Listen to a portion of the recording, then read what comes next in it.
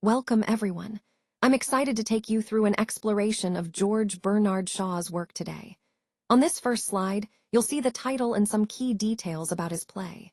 We'll be looking at Candida, a fascinating piece first performed in South Shields on March 30th, 1895, and published in 1898. We'll also delve into its context as a Fabian comedy set within the Victorian domestic interior. Throughout the presentation, we'll cover an act-by-act summary, analyze the themes and imagery, and discuss the mystery surrounding the play from 1894. So, let's get started and uncover the richness of Shaw's Candida. Let's take a closer look at some of the key points about the play. On this slide, we see two memorable quotes. "I'm the happiest of men," from Act I of Moral, and "I know," from Candida. These quotes hint at the play's exploration of personal happiness and insight. The play is set in a single, continuous location, the moral vicarage, which helps create a sense of intimacy and focus on the characters' interactions. Shaw uses prose and detailed stage directions to bring this setting to life, making it feel very real and immediate. Structurally, the play combines elements of a problem play and domestic drama, meaning it deals with serious social issues within a family context. It's also a Shavian comedy of ideas, so it's witty and thought-provoking, often using humor to delve into complex themes. Interestingly, it's subtitled A Mystery, which adds an intriguing layer of curiosity about what's really going on beneath the surface. This play was written in 1894, first performed in South Shields in 1895, and published in 1898. It's a product of Shaw's mature period, and he was not just a playwright but also an Irish socialist and a Fabian. His work earned him the Nobel Prize for Literature in 1925. Overall, this slide gives us a snapshot of the play's themes, setting, structure, and background, key points that help us understand Shaw's intentions and the play's place in his body of work. On this slide, we see a lineup of some of the key characters in the play, each representing different aspects of the social and moral landscape Shaw explores. First, there's the naive, enthusiastic young curate, Reverend Alexander Mill. He's a comic foil who admires moral without question, embodying the kind of uncritical idealism that Candida and Marchbanks see right through. Then we have Mr. Burgess, Candida's father, a coarse, self-made businessman who used to be exploitative but claims he's reformed now, mainly because it benefits him. He offers comic relief, but also serves as a social satire of Victorian morality focused on commerce and self-interest. Next is Prosy, or Proserpine, Moral's secretary. She's an 18-year-old aristocratic poet, shy, intense, almost otherworldly. She's deeply in love with Candida and speaks truths that no respectable man would dare voice, highlighting the contrast between societal propriety and genuine emotion. Moving on, Eugene Marchbanks is the idealistic poet and Christian socialist vicar. He's charismatic and admired by his congregation, but Shaw reveals that beneath that charm, he's actually dependent, vain, and ultimately weaker than he appears, showing us that idealism can sometimes mask fragility. Then we have Rev. James Morrill, Candida's husband, who is practical, clear-eyed, and the moral center of the play. He sees both men fully, and his choice in the end is crucial. It reflects Shaw's radical ideas about marriage, strength, and equality. Lastly, Candida herself is the heroine, the protagonist, embodying strength, wit, and moral clarity. Together, these characters illustrate Shaw's exploration of social roles, gender dynamics, and the nature of true strength and integrity. This diverse cast helps us understand the larger themes of the play, challenging conventional ideas, and encouraging us to think about what real virtue looks like. In this pivotal scene, we see the famous auction moment where Morrill, caught in a moment of vulnerability, invites Candida to choose between him and Marchbanks. Candida responds by offering herself to the weaker, which is a powerful and poetic gesture. Morrill, witnessing this, is devastated because he suddenly realizes that he is the weaker of the two men, something he hadn't fully acknowledged before. This realization shakes him to his core. Meanwhile, Marchbanks makes the heartbreaking decision to renounce Candida, departing into the night with his secret. This resolution leaves all three characters profoundly changed, highlighting the themes of love, weakness, and self-awareness that run through the play. This scene encapsulates the emotional climax where true characters are revealed and the internal struggles come to the surface. On this slide, we're focusing on the vicarage, a seemingly ordered domestic world that beneath the surface is actually quite disturbed. The key symbol here is Marchbanks, who names what Moral cannot bear to see. This highlights a central crisis. Despite the calm exterior, there's a disturbance brewing beneath the surface. The tone of this scene takes place in Moral's study, set in a London vicarage, which serves as a quiet but tense backdrop. In Act I, at a glance, we see Moral leaving for his scheduled speaking engagements, even though he's visibly agitated. He's trying to maintain composure, but internally, he's unsettled. Meanwhile, Candida is managing the domestic scene with practicality and calmness, unpacking, arranging, quietly holding everything together. The challenge here is deep. It is the moment when Moral's certainty about his marriage and his sense of self begins to crack for the first time.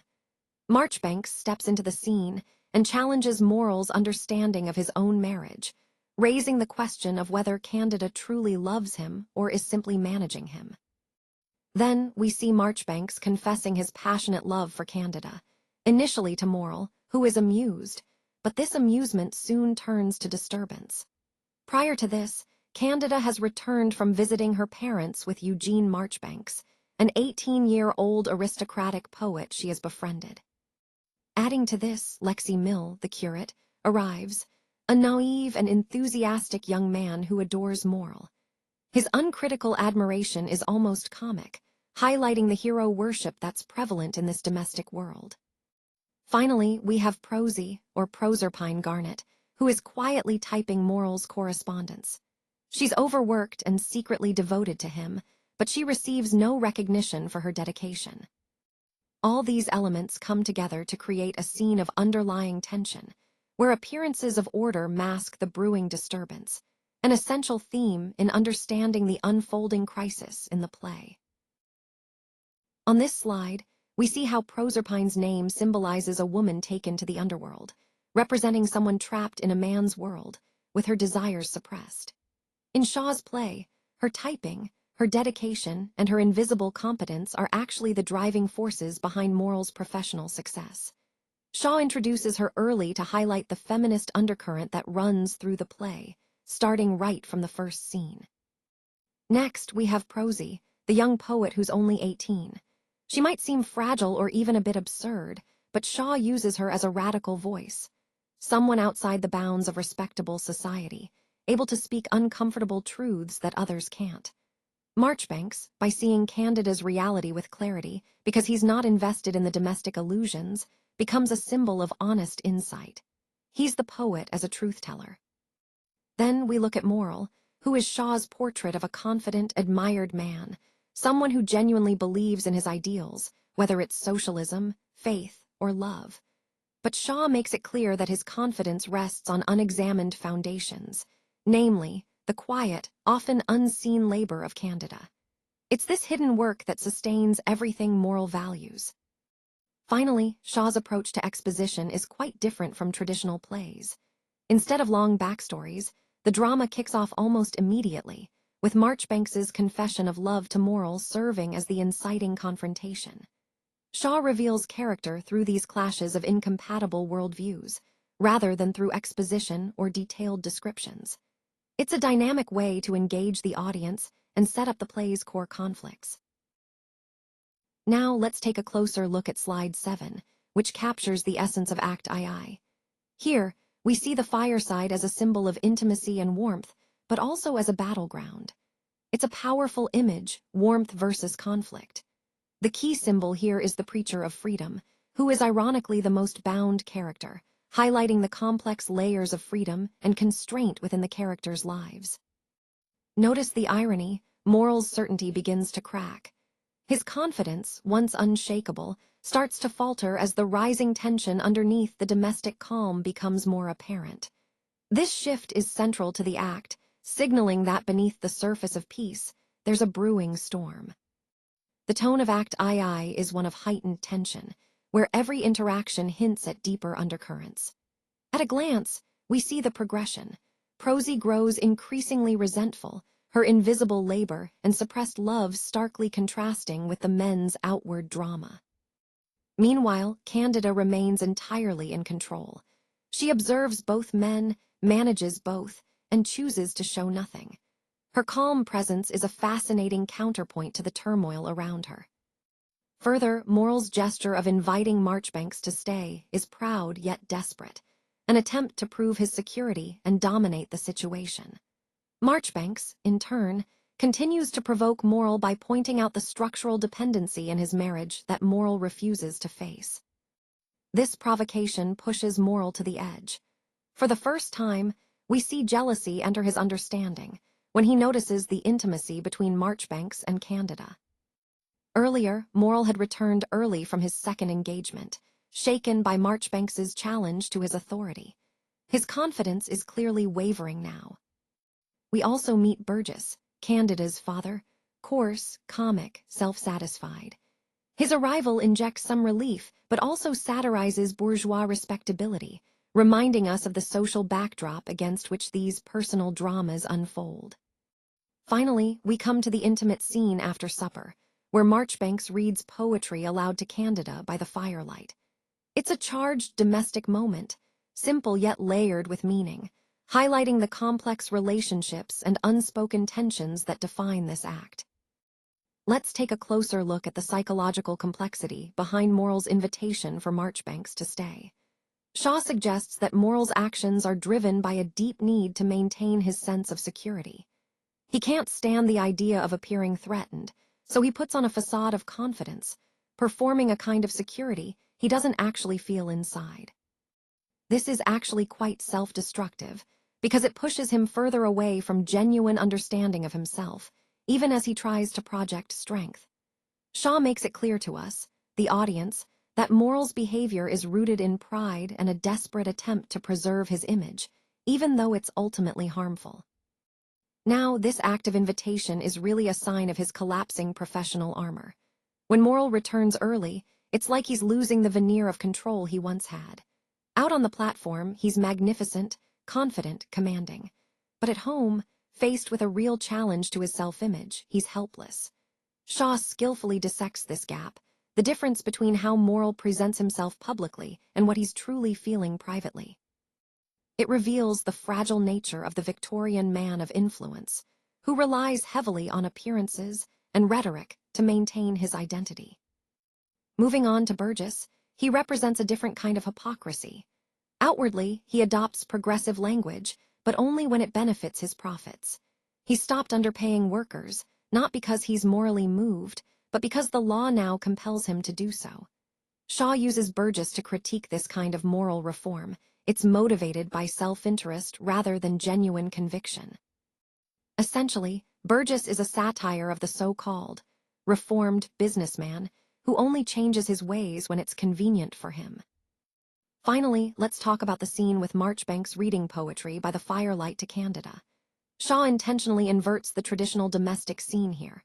The hearth, symbolizing Victorian virtues like warmth, order, and respectability, is usually a safe, intimate space. But placing Marchbanks, the young intruder, beside Candida in this scene creates an emotional tension. It's an apparent picture of innocence, but beneath the surface, it's charged with emotional danger.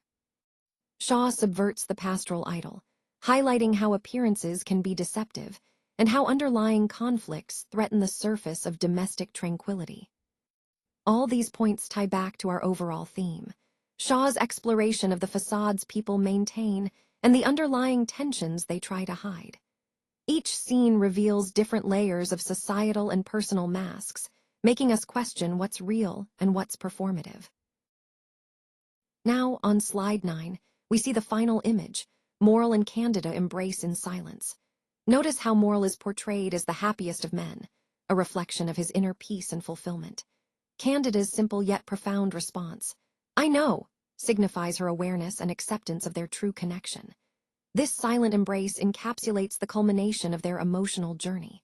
It's a powerful moment that highlights the themes of understanding, love, and self-awareness that run throughout the play. This scene truly captures the essence of their relationship, one built on mutual recognition and silent trust. Now let's look at the final scene.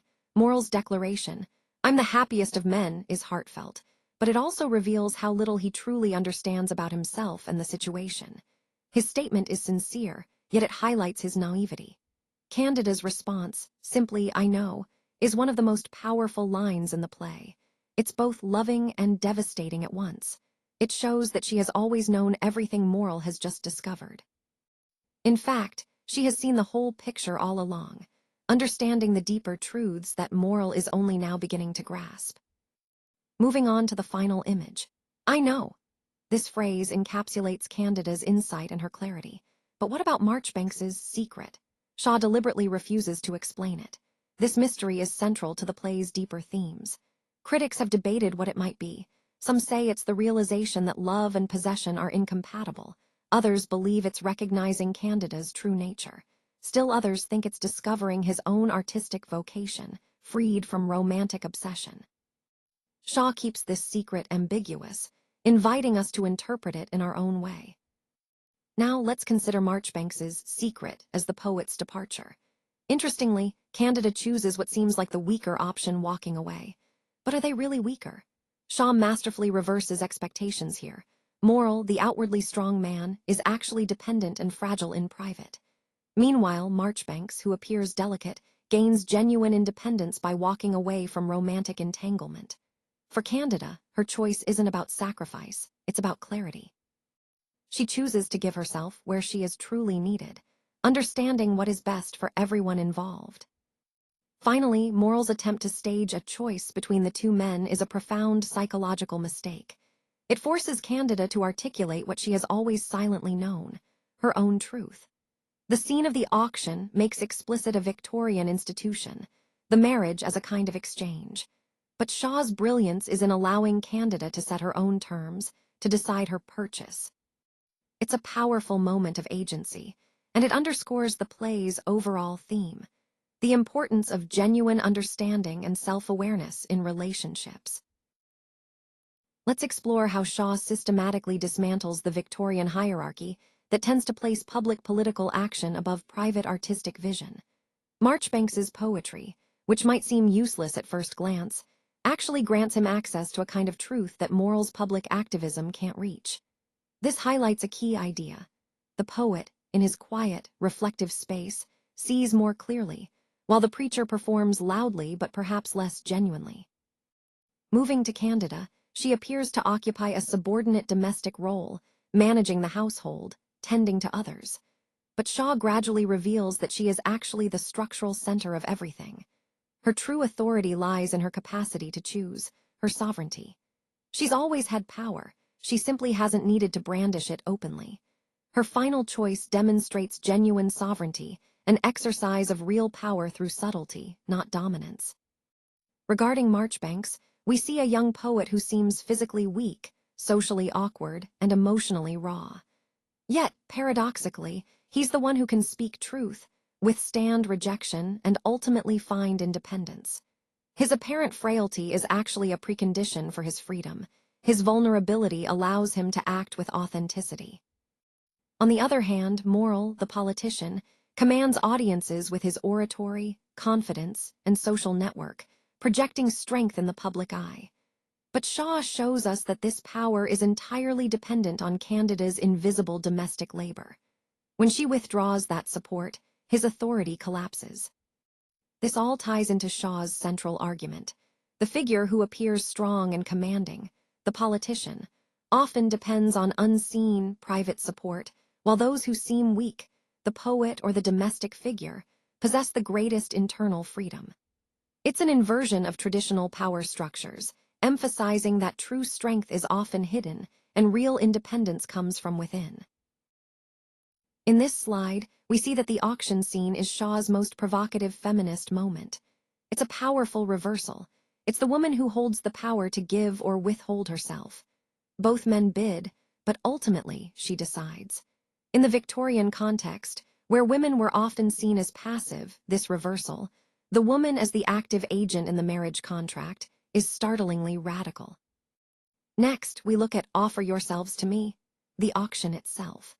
Proserpine symbolizes women whose devotion to men goes entirely unrewarded and unacknowledged. Her work is the real foundation of morals ministry, yet her feelings are never taken seriously. Shaw uses her as a structural critique alongside Candida's more celebrated story, highlighting how women's contributions are often invisible or undervalued. Moving on, we have Prosy, the so-called invisible woman. Shaw admired Ibsen, and Candida is often seen as a response to Nora in A Doll's House. But unlike Nora, who must leave to find herself, Candida stays. She remains within her domestic sphere and retains full possession of herself. Shaw argues that within the domestic space, self-knowledge is not only possible but vital.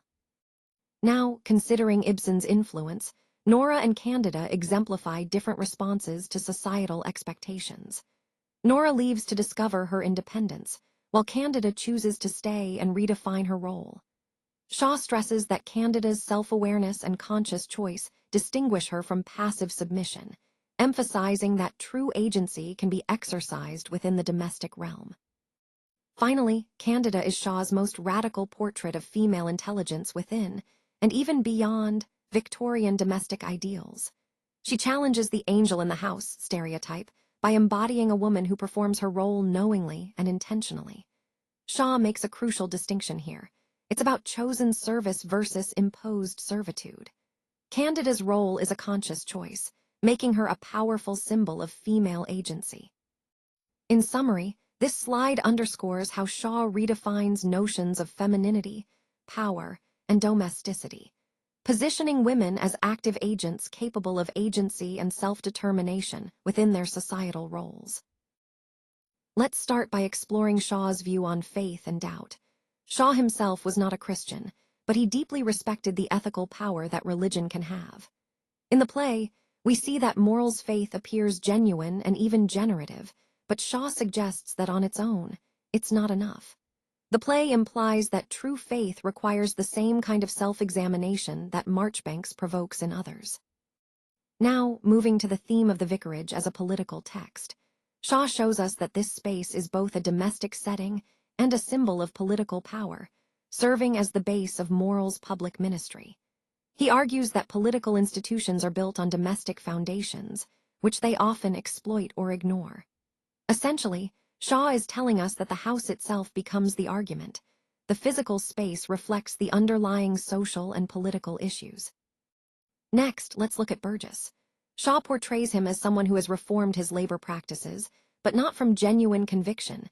Instead, it's more of a calculated move. Shaw uses Burgess to satirize the Victorian businessman who adopts progressive language simply as a marketing strategy, not out of true moral concern.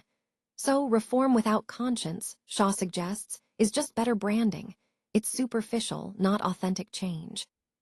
Turning to Moral's oratory skills, while he can inspire large audiences, he struggles with the intimate, personal challenge that Marchbanks presents. Shaw is making an important point here.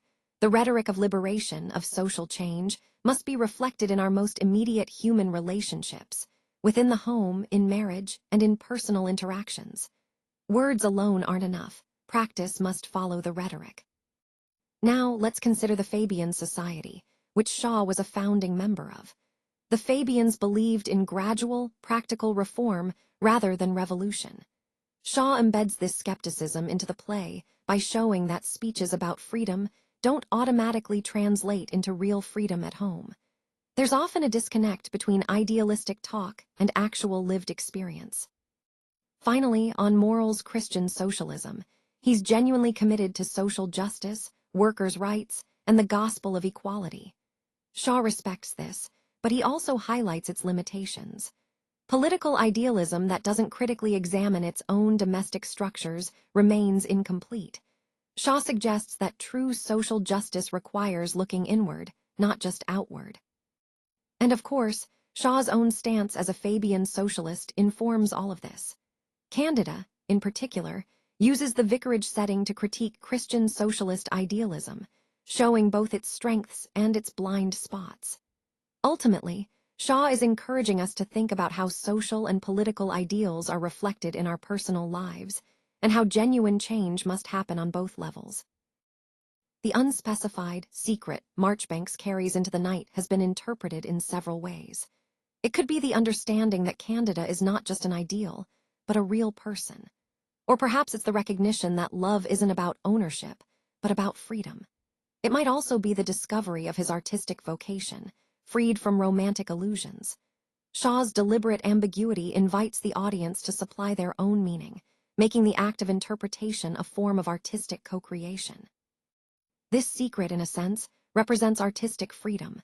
At the end of the play, Marchbanks leaves not in despair, but with a secret. His love for Candida has been a crucible that shapes his growth as an artist. Shaw suggests that genuine art is born from renunciation, the willingness to love without possession, to see without consuming. It's about seeing things clearly, without the distortions of attachment or ego. Now, looking at Marchbanks's development, we see a shift from passion to vision.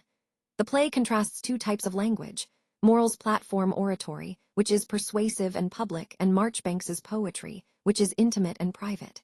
Shaw implies that oratory, while powerful, can deceive both the speaker and the listener. Poetry, on the other hand, demands emotional honesty and precision. In this sense, the poet is the more truthful, more honest man. Marchbanks's aristocratic background also plays a key role. It places him outside the middle-class social economy that Morrell operates in. His lack of practical skill reflects a richness of perception. Shaw uses him to argue that the true value of an artist lies in their freedom from social calculation.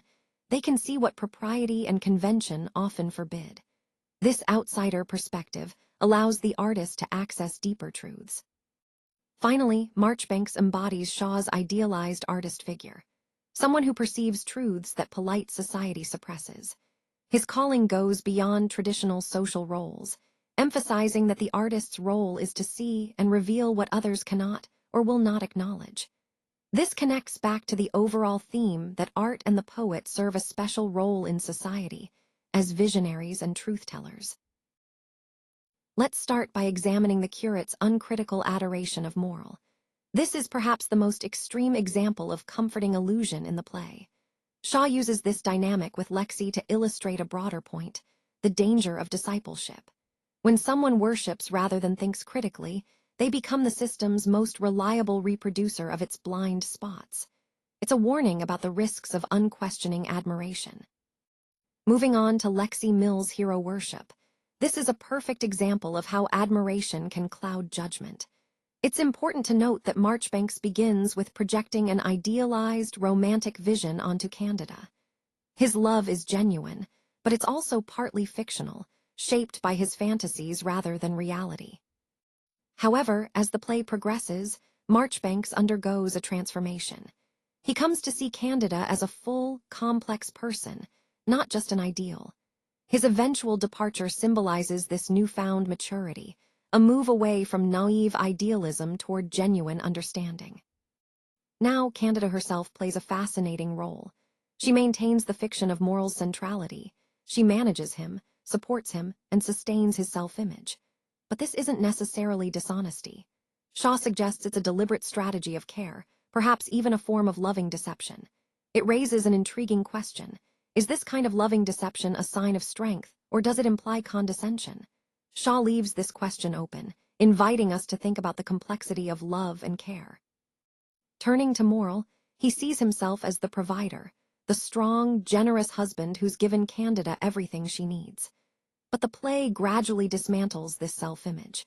It reveals that Morrell has received far more than he has given, especially considering his exploitation of Candida's domestic labor. His self-perception as a protector is challenged by the reality of his actions and unconscious exploitation.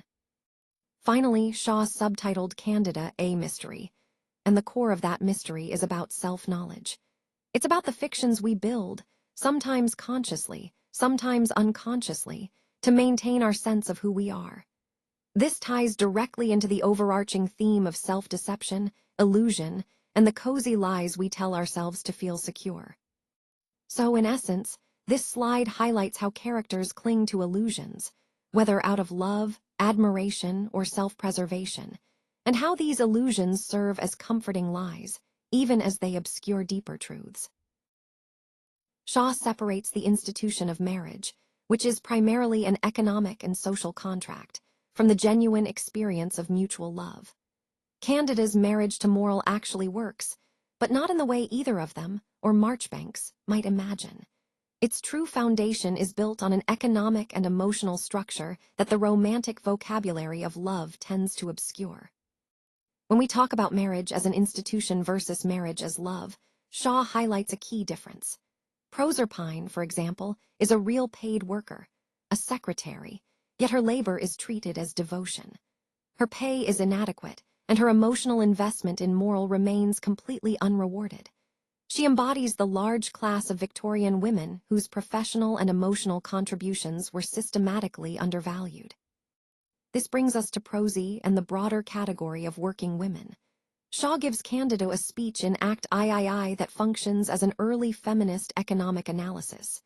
Candida has given her beauty, her devotion, her management skills, her attention, all unacknowledged by the social and marital contract. Meanwhile, Morrill has received a tremendous gift, Candida's sacrifices, without ever having to account for it. Candida's unpaid work is another crucial point. She manages the house, the meals, the domestic finances, and the emotional atmosphere. This labor, which Victorian ideology tends to see as natural or invisible, actually makes Morrill's public ministry possible. Shaw makes this labor visible by having Candida explicitly name it in Act III, describing the weaker man who relies on her strength. This leads us to the domestic economy of the vicarage. Shaw, writing during the era of the Fabian women's group, is very aware that the domestic sphere isn't just about sentimentality. It's fundamentally an economic structure, one that sustains and supports the public roles men occupy. So overall, this theme of domesticity, invisible labor, and economic marriage challenges us to see beyond the romantic veneer. It highlights how much of what keeps these relationships functioning is often unseen, undervalued, and essential to the social fabric. On this slide, we see how Marchbanks's poems and the books in Morrill's study embody two different ways of engaging with ideas, one through the practical rhetoric of the preacher, and the other through the intimate vision of the poet.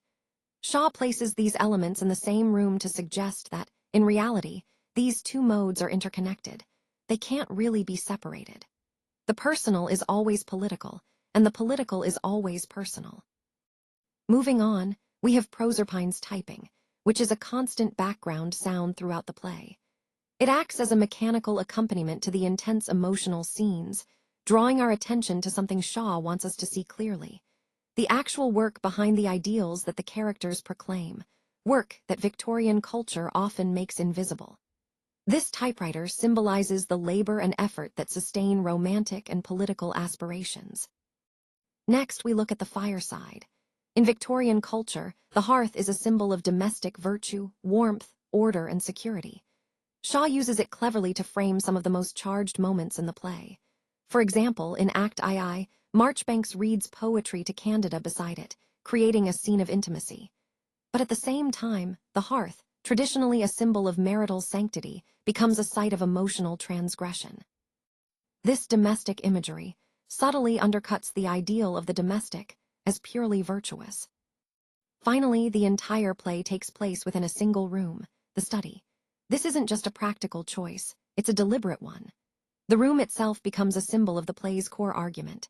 It's a domestic interior, a political office, and a spiritual space all at once. Shaw is emphasizing that public ideology, what the characters preach, gets its foundation in private, domestic structures. The space reflects how personal and political realms are intertwined, supporting the overall theme of the play. Let's start with Morrill's invitation to Candida to choose. Notice how he uses the language of a commercial transaction, the auction, the bidding. Shaw deliberately employs this marketplace vocabulary to reveal the economic underpinnings of romantic love. It's quite striking that the most intimate moment in the play is described using the language of commerce, highlighting how love and economic power often intertwine. Moving on to the auction language, we see Marchbanks moving between imagery of light, poetry as illumination, Candida as brightness, and the darkness he faces at the end of his journey. Initially, he sees Candida as pure light, a symbol of romantic idealization. But as the play progresses, this transforms into a more mature artistic vision, finding his own light within himself. His departure into darkness isn't just physical, it signifies a move toward creative freedom and self-discovery. Now, let's talk about Proserpine, or Persephone. She was carried off to the underworld by Pluto, representing a woman trapped within a man's realm, separated from her own life. Similarly, Prosy, the character in the play, is trapped in Moral's professional domain, indispensable, invisible, loving without reciprocation. The mythological name frames her story as a seasonal tragedy, emphasizing her sense of being caught in a cyclical, almost inevitable pattern of loss. Looking at the name Proserpine itself, it comes from the Latin candidus, meaning white, pure, bright, and frank. Candida, as a name, embodies these qualities: purity, brightness, and frankness. But Shaw's irony is that her purity isn't the passive Victorian ideal. Her frankness is radical. Her brightness is the clarity of someone who sees clearly and still chooses to act authentically. The name carries its conventional meaning, but also subverts it, adding layers of complexity.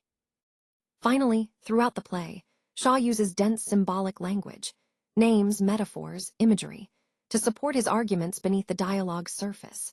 The recurring themes of light, poetry, and symbolic names serve as powerful tools to deepen our understanding of the play's exploration of love, power, and identity. These images remind us that Shaw's language isn't just decorative. It's deliberately crafted to convey complex ideas about human relationships and societal structures.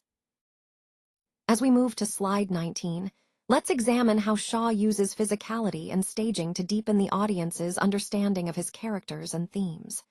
First, we see Marchbanks departing into the night, which Shaw deliberately contrasts with the warm, lit interior. This visual choice emphasizes that he's moving from domestic comfort toward a place of artistic and personal freedom. The night here symbolizes both danger and possibility, that space outside convention where the artist must operate, highlighting the tension between safety and risk. Next, consider the moments of physical contact, Candida tending to Marchbanks, and the final embrace between Moral and Candida. Shaw maps these touches with precise intention. Touch becomes the most intimate language in the play, often speaking what words cannot. The silent final embrace, for example, conveys emotion far more powerfully than dialogue ever could. Shaw also carefully stages entrances and exits, which serve as markers of power and influence. For instance, Moral's early return in Act II disrupts the domestic scene that Marchbanks and Candida have built. This disruption is expressed not just through dialogue, but also through physical theater, how characters move and how doors open and close. These movements symbolize shifts in authority and emotional stakes. Moving to domestic labor, Shaw explicitly stages Candida's everyday tasks, unpacking her basket, putting on her apron, as symbols of work. The apron becomes a costume of labor, not just femininity. By giving equal stage time to her domestic chores alongside the men's intellectual pursuits, Shaw blurs the lines between the private and the public, the domestic and the intellectual. In terms of physicality, Marchbanks's slight, awkward physique is a deliberate contrast to Moral's robust presence. Shaw uses this to signal his distance from traditional masculine power. His trembling and discomfort in domestic spaces reflect a different kind of strength, one rooted in sensitivity and spiritual depth rather than physical dominance. Shaw's character descriptions are also very detailed and precise, almost like miniature psychological portraits. He describes Moral as a robust, good-looking, energetic man, and Marchbanks as a strange, shy youth, almost afraid of his own hands. These descriptions go beyond appearances. They're arguments about each character's inner nature and true identity. Finally, Shaw's stage directions in Candida are famously detailed, almost like a novel. They carry as much meaning as the dialogue itself, guiding the actors to express character nuances and emotional shifts through physical language and stage movement. Overall, Shaw's use of imagery, stage directions, and physical language creates a rich, layered experience. It shows how physical actions, staging, and detailed descriptions work together to deepen our understanding of the characters and the themes he explores. particularly the complex interplay between personal identity, societal roles, and artistic freedom. On this slide, we're exploring the intriguing aspects of Shaw's play, Candida ***. Let's start with the final words. "I know," spoken by Candida. These are famously considered the most resonant non-answer in modern drama. Shaw deliberately refuses the typical Victorian melodramatic resolutions. Instead, the ending is open-ended, marriage is restored, but everyone's understanding is fundamentally transformed. Marchbanks leaves with a secret, Moral learns something devastating, and Candida simply knows. It's an unresolved ending that invites reflection rather than closure. Now, the description of Moral as a man secure of his powers is quite significant. It's both a character portrait and an ironic foreshadowing of what's to come. Shaw's stage directions are quite unique. They read more like prose fiction. They analyze characters, psychology, specify physical behaviors, and give interpretive context, details you wouldn't find in traditional plays. This approach makes the stage directions almost literary in their depth. Moving on to Candida's line, "I give myself to the weaker." This statement flips conventional expectations about marriage. Shaw systematically inverts moral hierarchies. The strong man in society can be weak in love, the seemingly weak poet is actually strong, and the domestic woman emerges as the true sovereign. Similarly, the private life contrasts sharply with public ideals. This leads us to the Shavian paradox. Candida manages Moral long before he realizes it himself. The audience's ironic awareness is sustained throughout the play. We see truths about the characters that they themselves are blind to, especially Moral's misunderstanding of his own marriage. This dramatic irony deepens the audience's engagement. Next, let's talk about the debates between Marchbanks and Moral in Acts I and II. These aren't just emotional confrontations, they're intellectual debates. Shaw innovates here by having characters argue ideas at length, turning conflict into discourse rather than action. It's a discussion play, where ideas take center stage. Finally, the auction scene exemplifies this approach perfectly. It presents the problem of marriage as an economic institution with clarity and dramatic impact. Shaw's Candida * is a problem play, addressing serious social and moral issues, marriage, gender roles, and idealism, rather than just providing entertainment. He imported this form from Ibsen, making the play a vital social commentary. That's the core of Shaw's literary and dramatic devices, analyzing characters deeply, flipping moral expectations, using irony cleverly, and emphasizing intellectual debate, all to challenge and engage us in meaningful ways. On this slide, we see how Candida undergoes a profound transformation. She renounces Candida freely, which means she makes a conscious choice to let go of her previous illusions. She departs with her secret, symbolizing her newfound independence and clarity. Throughout the play, she moves from romantic infatuation to a genuine artistic vision, demonstrating her growth as a character. She is, in fact, the most transformed character in the story. Moving on, we observe the other key characters and their arcs. The liberated, in Act III, is the character whose contest crystallizes. He continues to probe Moral's self-deception, revealing that his love for Candida is real but partly idealized. She remains partly a projection, which shows how illusions can distort genuine feelings. Next, the rival arrives in Act II. He enters a domestic world he cannot fully inhabit. His role is to speak uncomfortable truths that no one else dares voice. He's awkward, intense, and at times seemingly absurd, but his honesty is crucial. Then we have the intruder. From Act I, he arrives in a domestic setting, discovering that he is the weaker. His declaration that he is the happiest of men is sincere, but it also highlights how much he still hasn't understood about himself and his situation. He's changed, but not completely. In Act III, jealousy enters the scene. The character returns early, unable to fully address the intimate challenge. His public oratory can't cope with this personal tension, so he invites Marchbanks to stay, more out of pride than wisdom. Moving back to Act II, the doubter begins the play confident, secure as a preacher, husband, and reformer.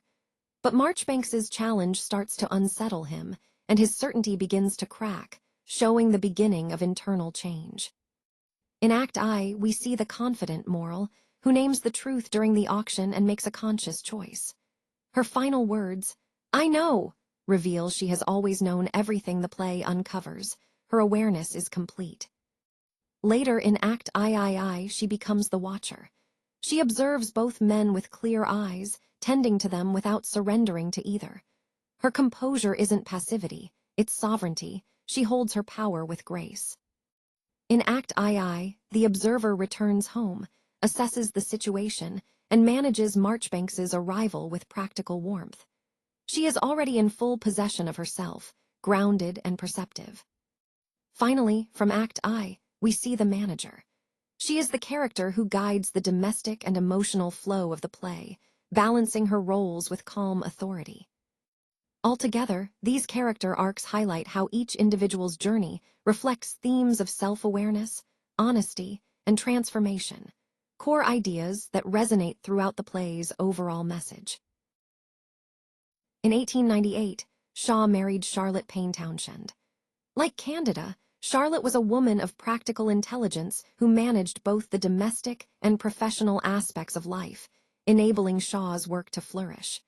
The play's insights into unacknowledged domestic labor have roots that are both personal and political. Moving on to Shaw's own marriage, it's interesting to note how the play reflects those ideas. Ibsen's Nora from a Doll's House in 1879 and Hedda Gabler in 1890 set the framework for the new woman in drama. Candida responds to both characters. She's neither Nora, who must leave her husband, nor Hedda, who destroys herself. Instead, Candida finds a third way. She maintains sovereignty within her domestic life, choosing it rather than having it imposed. Looking at the precedents for Candida, it was first produced by Janet A. Church for independent theater audiences, bypassing the commercial West End. Shaw's early plays were quite challenging intellectually, so they weren't immediately embraced by mainstream producers. Instead, the play's reputation grew gradually through independent productions, reading societies, and eventually gained international acclaim. In the broader context, the 1890s marked a revolution in British theater, the emergence of what's called the new drama. This movement demanded more intellectual seriousness, social engagement, and psychological realism. Shaw, Wilde, and Pinero were leading figures in this shift. Candida is central to this movement. It's domestic, politically engaged, and anti-sentimental, embodying all those qualities. Shaw was also a founding member of the Fabian Society, committed to gradual socialist reform through persuasion, not revolution. Within Candida, we see Fabian questions at play. Can true political idealism coexist with domestic exploitation? And can a socialist be unconsciously reactionary within their own home? Additionally, Shaw championed Ibsen, especially in his 1891 work The Quintessence of Ibsenism. Shaw saw Ibsen as the father of the modern problem play, a form of drama that tackles real social issues. Candida is Shaw's most Ibsenite work, but it subtly diverges from Ibsen's approach. Where Nora slams the door to escape her situation, Candida shows that she doesn't need to do that. Instead, she finds a way to navigate her circumstances with agency and grace. So, in the context of Ibsen, Fabianism, and the new drama, Candida exemplifies how Shaw integrates these influences. It's a play that reflects the social and political currents of the time, while offering a nuanced perspective on domestic life and gender roles. Now let's look at Marchbanks's renunciation. It's portrayed as dignified rather than defeated. This shift marks a move from romantic obsession to a genuine respect for Candida's actual choice. His departure into his secret symbolizes a kind of artistic maturity, achieved through love, but also through renouncing it. It reflects a deeper understanding and acceptance of reality. Next, we come to the play's final exchange. Morle assures James, saying, "You may depend on me, James. Candida's place is at your side." This moment is powerful because it captures Morle's true happiness, although, in a sense, it's incomplete. Candida's response, "I know," is both a loving affirmation and a devastating acknowledgement that she's always known more than Morle has. This reveals one of the play's deepest mysteries. The woman's knowledge is profound and often hidden. Then we see Candida's line, "I'm the happiest of men," followed by her simple, yet profound, "I know." This line turns expectations upside down by suggesting that strength and weakness can be interchangeable. It forces both the characters and the audience to reconsider their assumptions about power, vulnerability, and understanding. Moving on, Moral states, "I give myself to the weaker of the two." Here, Shaw explores Moral's political idealism, which is sincere but also reveals a retreat from domestic life. The East End symbolizes the public arena where Moral feels confident and certain. But home, where he's supposed to be strong, becomes a space where his certainty dissolves, exposing his inner vulnerabilities. Marchbanks quickly names Moral's dependency before Moral can fully articulate it himself. He describes the castle, romantic and hollow, that Moral has built. This castle represents the fragile foundation of Moral's domestic confidence, a comforting illusion that ultimately lacks substance. Finally, Marchbanks sums it up poignantly. "I build a castle of comfort and indulgence and love for you, and then you smile at it and are happy." This image encapsulates the play's core message, that these constructs of comfort are fragile and often superficial, yet they hold deep emotional significance. It invites us to reflect on how our own illusions shape our understanding of happiness and strength. Later, Shaw referred to Marchbanks's secret as the secret of Shelley's genius, highlighting how he saw it as a crucial insight into his work. He insisted, however, that the play was not about a love triangle, but rather a study of strength, focusing on the character's inner resilience. Shaw was quite protective of this interpretation. He even wrote prefaces to defend his view, emphasizing how important it was to understand the play's true meaning. Interestingly, Shaw called Candida his mother play, which suggests it holds a special place in his body of work, and perhaps in his personal development as a playwright. Looking at its legacy, Candida has been adapted for television numerous times, particularly by the BBC between the 1950s and the 1980s. It also saw many revivals in prominent theaters like the Royal Shakespeare Company and the National Theatre. One notable production was Katharine Cornell's famous 1924 performance in the United States, which helped bring the play international acclaim. Additionally, Ellen Terry personally lobbied Shaw to play the role of Candida himself, underscoring its significance at the time. The secret that Shaw identified has sparked decades of critical interpretation. Some critics see Candida as a symbol of moral strength and integrity, while others question whether her choice to stay with her husband is a form of conservative capitulation. Feminist critics, on the other hand, often interpret Candida as a proto-feminist figure, a kind of sovereign woman who asserts her independence and intellect. The question of who the real hero or heroine is remains a lively subject of debate, and this ongoing critical discussion continues to enrich our understanding of the play. In terms of its initial reception, Shaw considered Candida one of his finest early works. Janet Church's performance as Candida became a defining early portrayal, helping to establish the play's reputation. The play was published in the collection Plays Pleasant and Unpleasant in 1898, and by 1895, it was well received by independent theater audiences, signaling its immediate impact and popularity. So overall, Candida's critical reception, legacy, and numerous adaptations demonstrate how this play continues to resonate.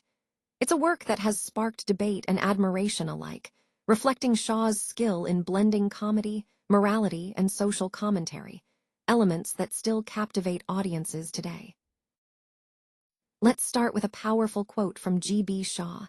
"The test of a man's or woman's breeding is how they behave in a quarrel." This line really gets to the heart of Shaw's philosophy. It's about integrity and character under pressure. This play was first performed in 1895 and published in 1898, and Shaw was awarded the Nobel Prize in 1925, which reflects its significance. Shaw's work is often seen as an heir to Ibsen, blending social critique with dramatic innovation, and it's also considered a Fabian drama, emphasizing social progress through thoughtful, often reformist, ideas. Plus, it's regarded as a modern feminist text, challenging traditional gender roles and advocating for equality. Now, looking at its legacy, we see that it's a problem play, meaning it tackles complex social issues without offering easy answers. It's also a paradox, presenting conflicting ideas that invite the audience to think deeply. Shaw's characteristic Shavian inversion flips expectations, making us reconsider conventional views. The play influenced many, including novelists and stage directors, shaping modern theater and social commentary. Moving on to craft, Shaw drew inspiration from intimate settings like vicarages and hearths, but also utilized names and light to symbolize deeper themes. His approach combined body language and stage direction to enhance storytelling, creating a rich visual and emotional experience. Imagery in the play explores themes of strength and weakness, and it intertwines feminism and socialism, highlighting the social struggles and gender dynamics of the time. It also touches on self-deception and art, showing how people often deceive themselves and how art can reveal uncomfortable truths. The central themes remain relevant because Shaw's mystery endures. He refuses to give us easy answers. Questions about who is strong or weak, what love truly is, or what marriage entails are left open, compelling us to confront these issues honestly, just like the characters do. In the end, this play, Candida, challenges us to think critically about human nature, morality, and social roles. It's a timeless work that continues to resonate because it refuses to simplify the complexities of human relationships and societal expectations.